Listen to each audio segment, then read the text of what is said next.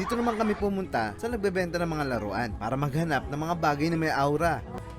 Nakita ko agad tong si Umaga, isang Samoan wrestler. Napakalakas nito. Kahit si John Cena, walang laban dito. Nabalibag niya lang yun. Partida, isang kamay lang ang gamit ito. Madami siyang tribal tattoo kung mapapansin nyo. At meron siyang isang malaking abs. At hindi siya nagsha-shampoo. Kung isa kang fan ng WWE at WWF, dapat mapasayo to. Tapos nakita ko naman tong crane. Magkano crane mo, sir? Ito, ano yan, 800, 500 na lang. 500 na lang. Opo, maandar po yan, kuya. Commander to. Baka ito, pipindutin nyo sa gilid. 500 pesos lang. Tinesting nga namin to eh. Ayun o. Iso. Maandar na yung crane o. Parang, parang bata ka. Jimmy Neutron ah. Pero maandar yung ulo eh o. Ayun o. Parang ulo ko. Nakakatawa talaga siyang tignan.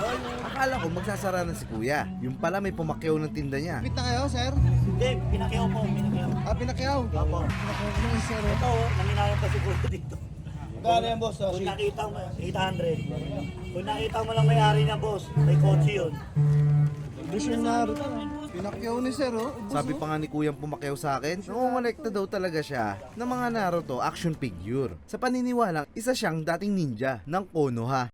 Kapal ng mukha mo! Isang araw daw, ginising siya ng tatay niya para lang maghugas ng pinggan. Ayun, nirasengan niya sa mukha.